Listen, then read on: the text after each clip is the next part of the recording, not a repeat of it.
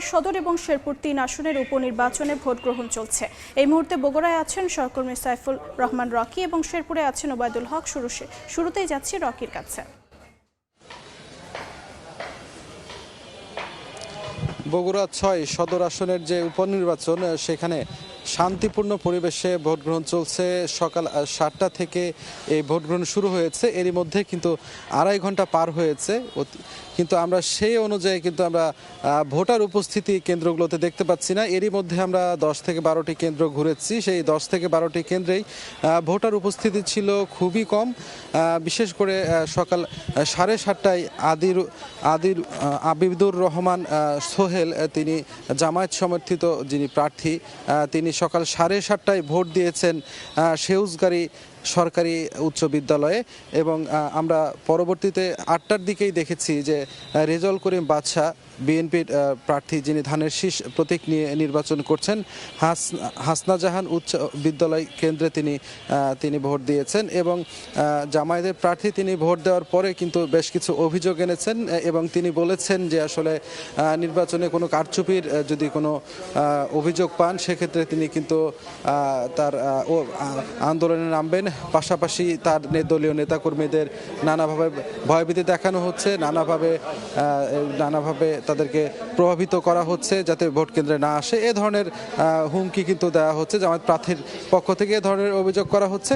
তবে বিএনপির প্রার্থী তিনি নির্বাচনে ভোট দেওয়ার পরপরই নির্বাচনের পরিবেশ নিয়ে তিনি সুষ্ঠু পরিবেশ রয়েছে এমনটি তিনি বলেছেন এবং নির্বাচনের যে সুষ্ঠু পরিবেশ এবং শান্তিপূর্ণ উৎসবমুখর পরিবেশে ভোট গ্রহণ চলছে বলে তিনি কিন্তু আমাদেরকে জানিয়েছেন। এবং আপনারা জানেন যে তারেক রহমান যে আসনটি ছেড়ে দিয়েছে, এই আসনটি ছেড়ে দেওয়ার পরে এই উপনির্বাচন অনুষ্ঠিত হয় এবং উপনির্বাচনে আসলে এখানে কিন্তু শান্তিপূর্ণ পরিবেশে ভোট গ্রহণ অনুষ্ঠানের লক্ষ্যে যা যা প্রয়োজন, বিশেষ করে প্রতিটি যে কেন্দ্রগুলো রয়েছে সেই প্রতিটি কেন্দ্রগুলোতে কিন্তু পর্যাপ্ত সংখ্যক আইন শৃঙ্খলা রক্ষাকারী বাহিনীর সদস্যদের মোতায়েন করা হয়েছে এবং এখানে খুবই শান্তিপূর্ণ পরিবেশে কোনো ধরনের কোনো ঝামেলাপূর্ণ বা কোনো ধরনের কোনো সংঘাতের খবর কিন্তু এখন পর্যন্ত আমরা পাইনি এবং পর্যাপ্ত সংখ্যক আইন শৃঙ্খলা রক্ষাকারী বাহিনীর সদস্যরা প্রতিটি কেন্দ্রে কিন্তু মোতায়েন করা হয়েছে। বিশেষ করে যেগুলো ঝুঁকিপূর্ণ কেন্দ্র সেগুলোতে ৬ জন পুলিশ সহ প্রায় ১৫ জন করে আনসার সদস্য সহ বিভিন্ন সদস্য এখানে মোতায়েন করা হয়েছে। পাশাপাশি আমরা এখানে সেনাবাহিনী, বিজিবি, র্যাবের সদস্যদেরকেও দেখছি, তাদেরকে নিয়মিত টহল জোরদার রয়েছে। তো এই ছিল আমার কাছে বগুড়া থেকে সর্বশেষ। এখন আমরা চলে যাচ্ছি শেরপুরে সহকর্মী ওবায়দুল্লাহর কাছে। গত 12 ভোট উৎসবে শেরপুরের শ্রীবর্দী এবং ঝিনাইগাতি এলাকার সেই ভোট উৎসবে সামিল হতে না পারলেও আজকে কিন্তু ব্যাপক উৎসাহ উদ্দীপনা কিন্তু এই শেরপুর ৩ আসনে কিন্তু ভোট গ্রহণ অনুষ্ঠিত হচ্ছে। আমি সকাল 7:30টা থেকেই দেখেছি যে ভোটারদের দীর্ঘ লাইন। এই মুহূর্তে দেখতে পাচ্ছেন যে আমি যে কেন্দ্রটিতে আছি, তাঁতিহাটি সরকারি প্রাথমিক বিদ্যালয়, যেটি শ্রীবর্দীর, এখানে কিন্তু ভোটারদের বেশ বড় লাইন। বিশেষ করে নারী ভোটারদের উপস্থিতি কিন্তু একেবারে লক্ষণীয় এবং তারা দলে দলে কিন্তু আসছেন, এই ভোট উৎসবে সামিল হচ্ছেন এবং তাদের ভোট দিয়ে তাদের সন্তুষ্টির কথা তারা জানাচ্ছেন।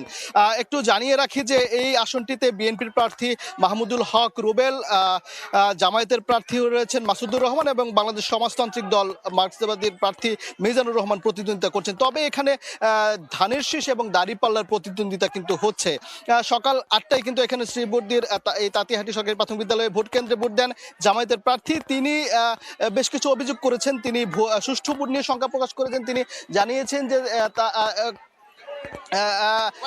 এবং তবে এই বিএনপির যিনি প্রার্থী, বিএনপির মাহমুদুল হক রুবেল, তিনি এই অভিযোগ অস্বীকার করেছেন। তিনি বলছেন যে সবগুলো কেন্দ্রেই তিনি বেশ কিছু কেন্দ্রে ঘুরেছেন, সবগুলো কেন্দ্রে তিনি সুষ্ঠু শান্তিপূর্ণ পরিবেশে তিনি ভোট গ্রহণ অনুষ্ঠিত হচ্ছে বলে তিনি জানিয়েছেন। তো সব মিলিয়ে আইন শৃঙ্খলা রক্ষাকারী বাহিনী কিন্তু নিরাপত্তার চাদরে ঢেকে রেখেছে এই কেন্দ্রগুলো। তো এই ছিল শেরপুর থেকে আমার কাছে থাকা নির্বাচনের সবশেষ খবর। যুক্ত ছিলাম শেরপুর এবং বগুড়ায়।